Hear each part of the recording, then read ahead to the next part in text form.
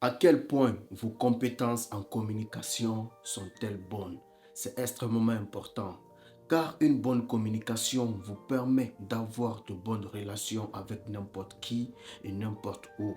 Et cela vous ouvre les portes à plus d'opportunités qui mènent ensuite à une vie plus réussie. Paul Mayer a dit, la communication et la connexion humaine est la clé du succès personnel et professionnel.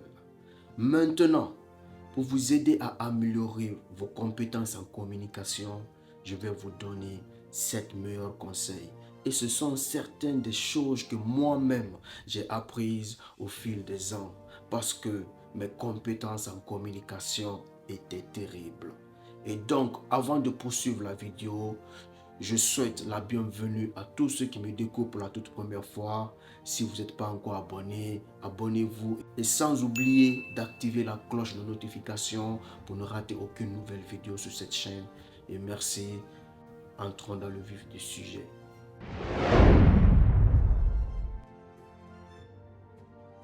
L'écoute active. L'écoute active est l'une des compétences les plus importantes que vous pouvez apprendre. La grosse erreur que la plupart des gens font est qu'ils veulent suffisamment entendre pour qu'ils puissent répondre. Non. L'écoute active signifie vraiment de se concentrer sur la personne pour vraiment comprendre ce qu'elle essaye de te dire. Écouter l'intention derrière ses mots en se concentrant sur ses expressions faciales, son langage corporel et le ton de sa voix. Peter Drucker a dit, la chose la plus importante dans la communication est d'entendre ce qui n'est pas dit. Et c'est pourquoi ce n'est jamais une bonne idée de détourner le regard quand quelqu'un d'autre vous parle. Car vous ne voyez pas la communication non verbale qui a beaucoup plus de communication que les mots. Donc, il faut savoir que dans un cadre général, en communication, la règle de 3, 55% de la communication est le langage corporel et 38% de la communication est le ton de la voix et les 7% de la communication, c'est les mots réels prononcés. Donc, vous devez améliorer votre écoute active en mettant vraiment votre attention sur celui qui vous parle pour vraiment comprendre ce qu'il essaie de vous dire. S'engager vraiment avec la personne qui vous parle en reformulant ses mots, en lui posant des questions et regarder ses expressions faciales, son langage corporel. Vous devez faire tout cela également en évitant toute distraction. Par exemple, lorsque quelqu'un vous parle, vous prenez votre téléphone, vous l'utilisez, d'accord, et interrompez quelqu'un lorsqu'il vous parle. À moins que il fasse partie parmi ces personnes qui continuent toujours à beaucoup parler. Et ce genre de personnes, si vous ne l'interrompez pas pour vaguer à vos occupations, il vous gardera pendant toute la journée avec lui. La clarté est très importante. Vous devez parler clairement. Certaines personnes, pour une raison quelconque, parlent doucement. Ils marmonnent en quelque sorte leurs mots. Et certaines personnes parlent trop fort et certaines parlent trop vite. Et tout cela est dérangeant. Il doit avoir un équilibre. Parce que si vous conversez avec une personne qui parle doucement, qui marmonne ses mots, vous avez tendance à chaque fois le répéter. Qu'est-ce qu'il a dit? Tu peux te reprendre s'il te plaît. Et la personne aussi qui parle trop fort est dérangeante. C'est une personne, vous avez tendance à le dire, tu n'as pas besoin de crier dans mes oreilles pour que je puisse entendre, je ne suis pas sourd. D'accord? À moins que tu sois sourd. Et les personnes aussi qui parlent trop vite, tu as tendance avec ces personnes leur demander à chaque fois de se reprendre parce que tu n'arrives pas à cerner ce qu'il veut dire, à comprendre ce qu'il veut dire, puisque c'est une personne qui parle trop vite. Et nous avons aussi la catégorie de personnes qui commencent la conversation avec toi et finissent jamais le dernier mot sans détourner la tête. Et là, le dernier mot, il sort par là. Et toi qui es là, donc c'est-à-dire tu n'as pas entendu le dernier mot, tu es obligé de lui dire qu'est-ce que tu as dit à la fin, je n'ai pas bien entendu. Donc, si vous faites partie parmi ces catégories de personnes, Vous devez éviter que votre interlocuteur vous demande à chaque fois de vous reprendre. À chaque fois de vous reprendre. C'est gênant. Et raison pour laquelle vous devez parler clairement avec une voix équilibrée pour éviter de vous reprendre à chaque fois. L'empathie. Êtes-vous capable de vous mettre à la place de quelqu'un d'autre pour ressentir ce qu'il ressent, pour savoir ce qu'il traverse, ou est-ce que vous vous en fichez parce que vous êtes égoïste? Les gens égoïstes auront toujours du mal à se connecter avec les autres parce qu'ils n'ont pas d'empathie. John Medina dit, l'empathie fonctionne si bien parce qu'elle n'exige pas de solution. Elle ne demande que de la compréhension. Donc, si vous voulez vraiment entrer en contact avec les gens et construire une relation solide et durable avec eux, vous devez faire preuve d'empathie. Ce qui signifie vraiment comprendre leurs émotions, la situation dans laquelle ils se trouvent, puis y répondre de la bonne manière afin qu'ils se sentent compris.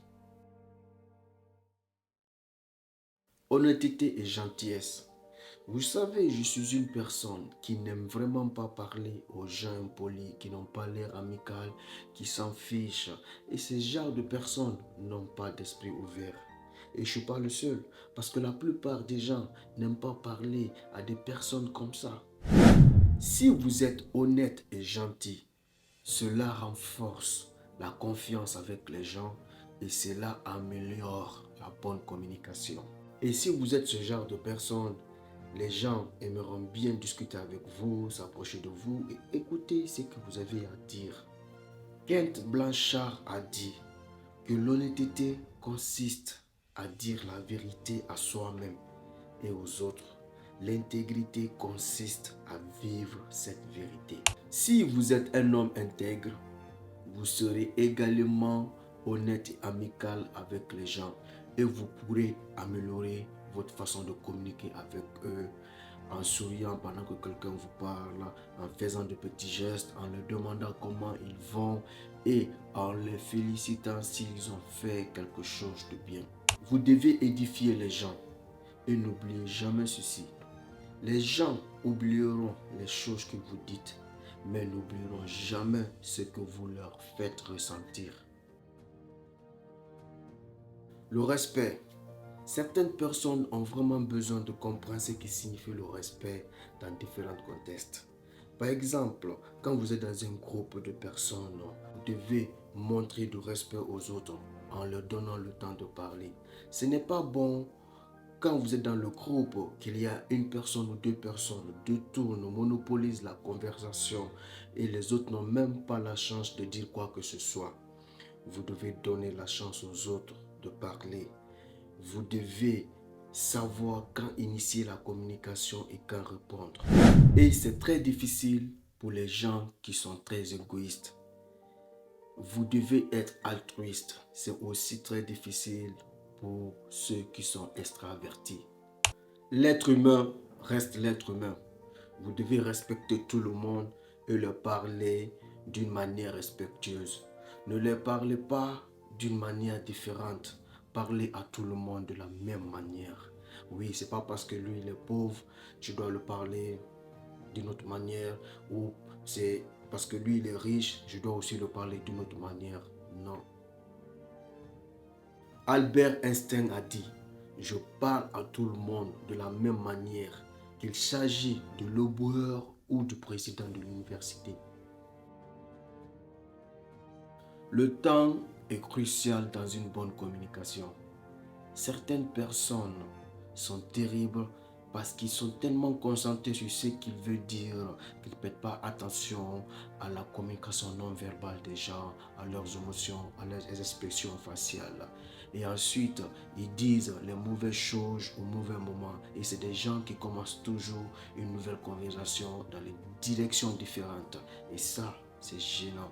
Donc, c'est pourquoi il est très important de se concentrer sur le non-verbal des gens pendant que vous leur parlez. Il y a des signes, les expressions faciales, le langage corporel va vous montrer si cette personne a sommeil où la personne est pressée, où la personne s'ennuie, où la personne ne veut pas continuer la conversation avec vous, et bien sûr aussi si la personne n'est pas d'accord avec ce que vous dites. Et les gens ne prêtent pas attention à ces signes. Ils continuent seulement de parler, parler, parler. Et voilà la grosse, énorme erreur que beaucoup de gens font. Il faut comprendre qu'il y a une différence entre la communication et la conversation.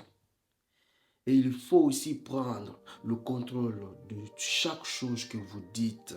Et puis, faites une pause de temps en temps pour que l'auditeur ait suffisamment le temps de comprendre ce que vous dites.